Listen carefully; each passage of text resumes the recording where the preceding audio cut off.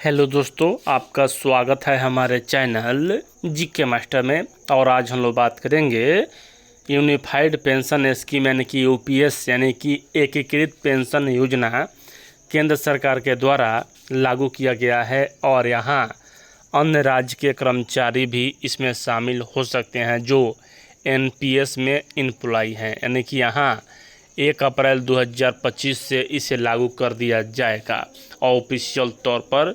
और यहाँ इसमें लोकसभा में एक प्रश्न पूछा गया कि एनपीएस और यूपीएस में क्या अंतर है, किस में ज़्यादा बेनिफिट है, या अन्य सभी प्रकार की जो औपचारिकताएं हैं वह किस में अधिक लाभ है और किस में मतलब क्या है, सभी के बारे में यहाँ तुलनात्मक अध्ययन के रूप में केंद्रीय वित्त मंत्रालय मंत्री जी के द्वारा बताया गया है। तो चलिए आपको पूरी अपडेट बताते हैं। इससे पहले अगर चैनल पर नए हैं तो चैनल को सब्सक्राइब से और लाइक कीजिएगा।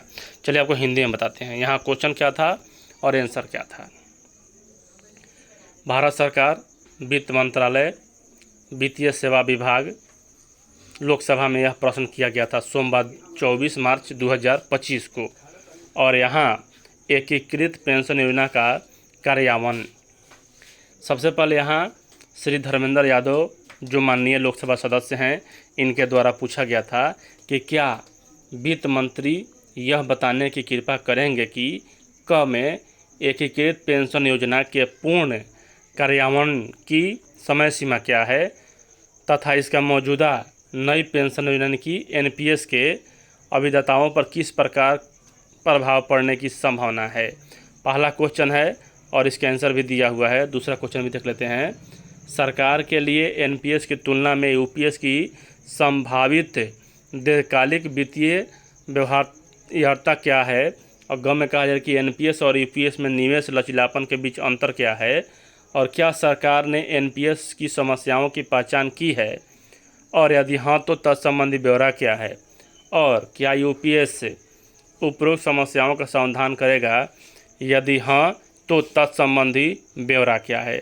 सबसे पहला क्वेश्चन है उसका आंसर देख सकते हैं श्री पंकज चौधरी वित्त राज्य मंत्री हैं, इनके द्वारा कहा गया सबसे पहला क्वेश्चन का आंसर ए में। सरकार ने 24/1/2025 को राष्ट्रीय पेंशन प्रणाली एनपीएस के तहत एक विकल्प के रूप में एकीकृत पेंशन योजना यानी कि यूपीएस को अधिसूचित किया है, जिसका उद्देश्य एनपीएस के तहत आने वाले केंद्र के सरकार के कर्मचारियों को सेवानिवृत्ति के बाद सुनिश्चित मासिक भुगतान प्रदान करना है। यूपीएस की परिकल्पना राष्ट्रीय पेंशन प्रणाली एनपीएस के तहत आने वाले कर्मचारियों की सेवानिवृत्ति के बाद सुनिश्चित पेंशन की मांग को पूरा करने के लिए की गई है, जबकि वित्तीय रूप से जिम्मेवार वित्त पोषित और अंशदायी पेंशन योजना सुनिश्चित की गई है। यानी कि यहाँ कहा गया है कि यह पेंशन योजना है और सेवानिवृत्ति के बाद इसमें अधिक लाभ मिलेगा।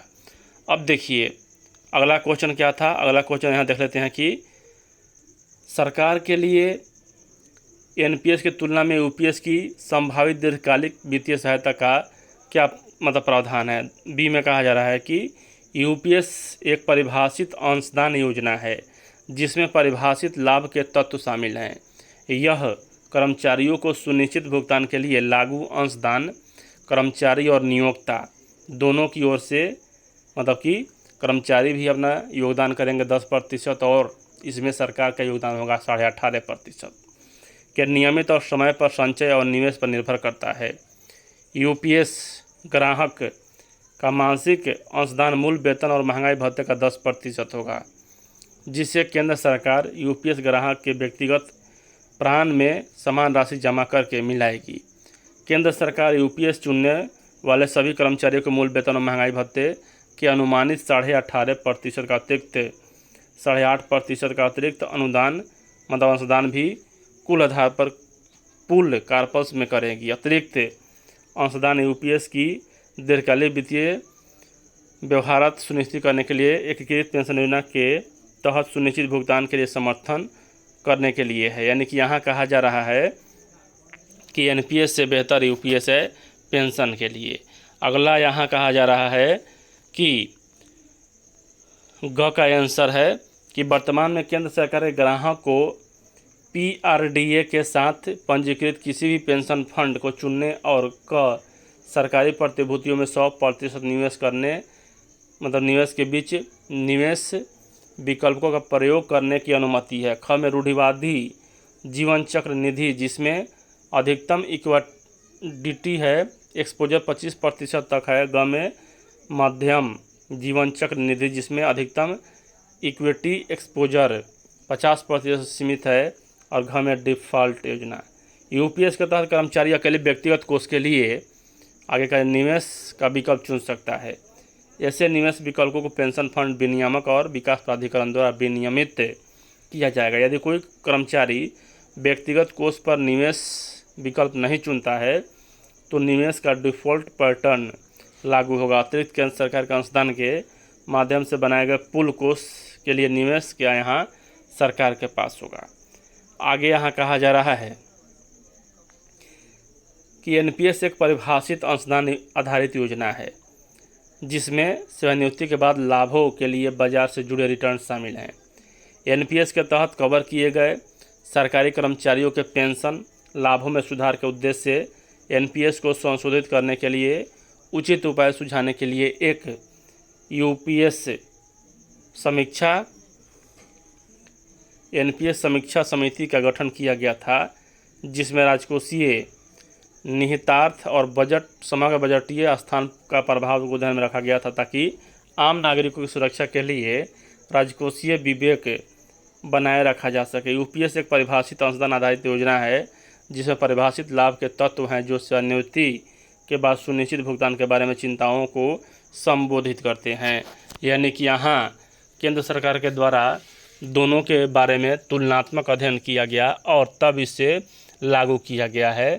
तो जिन्हें कि पेंशन चाहिए वह यूपीएस का विकल्प चुन सकते हैं और जिन्हें कैश चाहिए रिटायरमेंट के समय उन्हें कि वह एनपीएस का विकल्प चुन सकते हैं।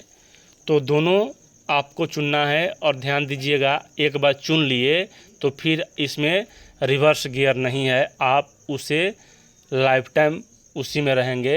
एनपीएस से अगर यूपीएस चुन लेते हैं 1 अप्रैल 2025 से तो आप उसी में रह जाएंगे, उसके बाद आप फिर एनपीएस में नहीं आ सकते हैं। तो सावधानीपूर्वक यहाँ बातों को ध्यान में रखिएगा और सभी प्रकार के कि एक प्रकार से देखा जाए तो यूपीएस बेहतर है, आपको अच्छा रिटर्न भी मिलेगा, लेकिन इसमें आप स्वतंत्र हैं, एनपीएस चुने या यूपीएस चुने। तो चलिए यहाँ यही अपडेट है। ऐसे ही अन्य अपडेट जानने के लिए जीके मैटर चैनल जुड़े रहें, ऐसे ही महत्वपूर्ण अपडेट जानने के लिए। वीडियो देखने के लिए धन्यवाद।